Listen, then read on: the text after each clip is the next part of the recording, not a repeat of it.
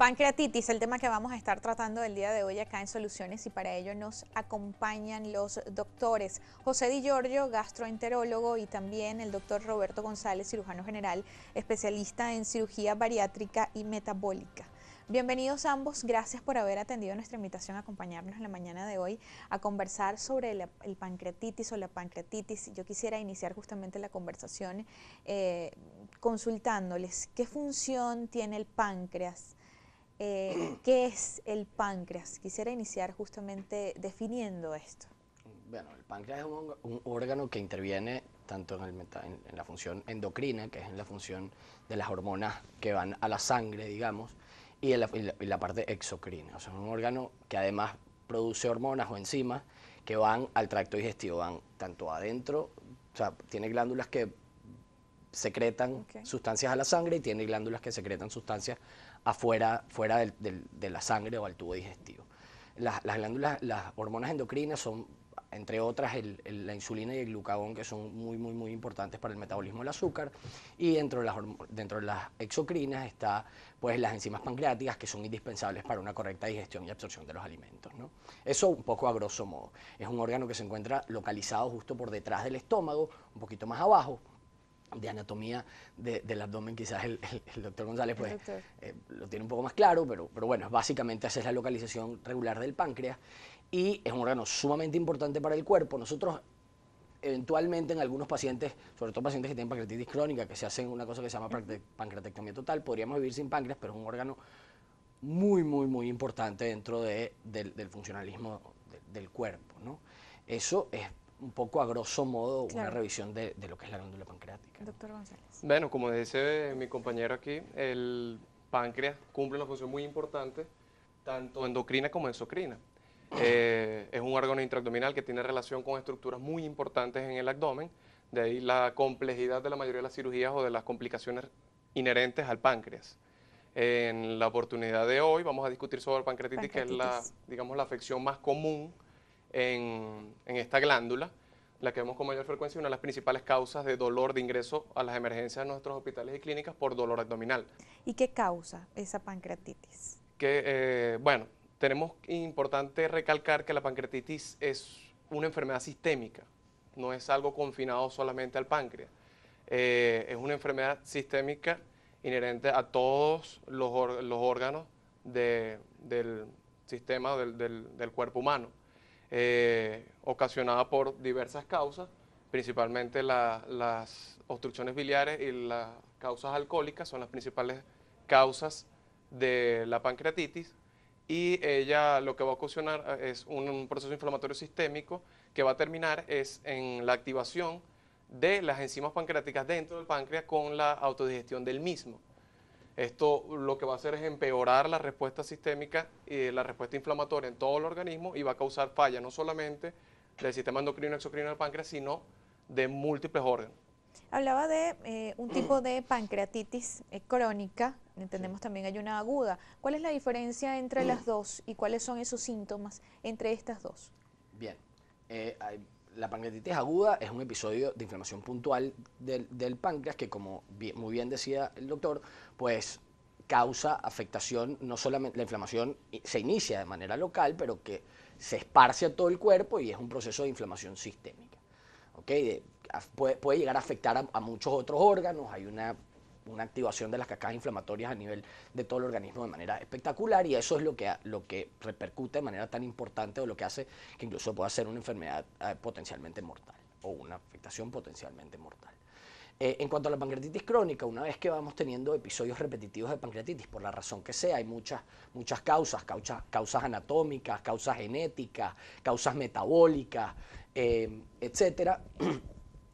Pues esa inflamación que se da una y otra vez de manera repetitiva, pues termina por afectar la estructura de la glándula pancreática y su función a largo plazo. Entonces, cuando tenemos una afectación crónica, digamos, en el tiempo y repetitiva de la glándula pancreática, se producen ciertos cambios dentro de esta glándula y se produce lo que llamamos una pancreatitis crónica, o el paciente tiene lo que se denomina una pancreatitis crónica. Hay elementos clínicos, hay elementos imagenológicos y elementos, además, desde el punto de vista bioquímico e histopatológico, que nos dicen a nosotros que ese paciente pueda o no tener una pancreatitis crónica. Pero ¿cuáles serían esos primeros síntomas, esas señales que puede detectar uno si está padeciendo una pancreatitis? Es muy importante esa pregunta porque, digamos, el paciente conoce muy poco, es algo un poco complejo la fisiopatología y, digamos, hacer entender a todos los pacientes cuál es el mecanismo por el cual se produce. Pero es muy importante recalcar que la pancreatitis se manifiesta en más de un 50% con dolor abdominal. Dolor abdominal en epigastrio, que es lo mismo que la boca del estómago, es un dolor que por lo general se irradia en banda hacia la región lumbar o hacia ambos hipocondrios, y que en casi un 90% viene acompañado de náuseas y vómitos. Es un síntoma muy importante que la población debe tener en cuenta, y mucho más importante, como comentaba mi compañero, la morbimortalidad que tiene la pancreatitis. Por esto debe ser tomado con seriedad, por esto el paciente debe acudir a su médico tratante con prontitud cuando presenta dolor abdominal de fuerte intensidad, náusea, vómito, que puede o no estar acompañado de otros síntomas como fiebre, coloración amarillenta de piel y mucosa, que son otros síntomas que vamos a ir buscando, por lo menos el médico tratante debería ir buscando. ¿Y estos síntomas aparecen en qué fase de esa pancreatitis? Los síntomas aparecen desde el principio, en las fases iniciales.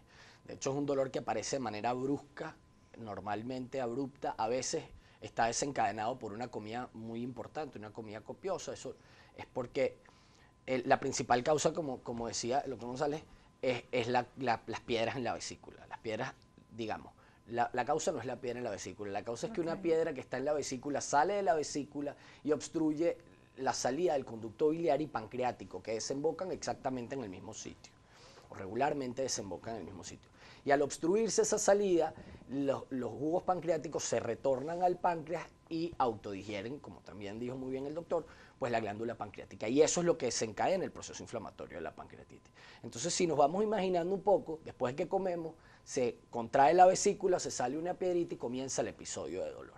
Y eso es lo que puede ir desencadenando. Entonces, inicialmente es un dolor que puede aparecer o no de manera abrupta, como también muy bien dijo el doctor, en la boca del estómago, que se puede ir en cinturón, por debajo de ambas costillas, hacia la región lumbar, hacia la espalda, y que muchas veces está asociado a náuseas y vómitos y que puede estar asociado a una coloración amarillenta que aparece no en los momentos, en la primera etapa, sino un poquito más adelante.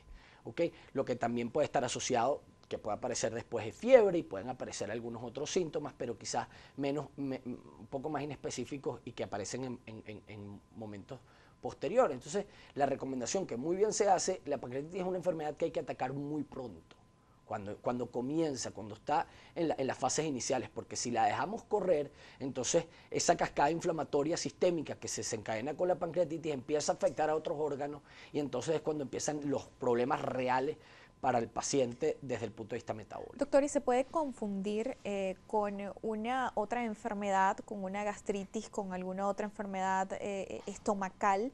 Porque pues a lo mejor un paciente pasa esto desapercibido y puede tomarse algún otro medicamento que calme ese dolor y eso puede traer alguna complicación más adelante. ¿Se confunde en esos primeros síntomas con cualquier otra enfermedad? El paciente puede hacerlo. Claro que sí.